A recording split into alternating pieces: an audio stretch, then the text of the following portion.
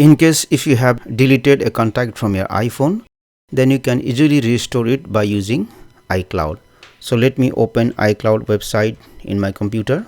Let me enter the Apple ID, password for my Apple ID. Now you have to understand that the contacts in your iPhone are always saved to the iCloud by default. It won't be saved in the SIM card or in your iPhone.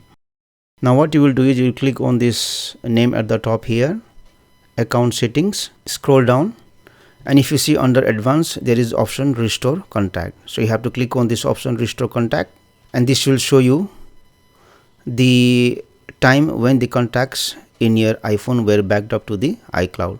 So I will select the latest one and then restore, and then select this option restore. So the restore has been completed.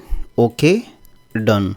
Now the contact which was deleted from your iPhone will reappear again.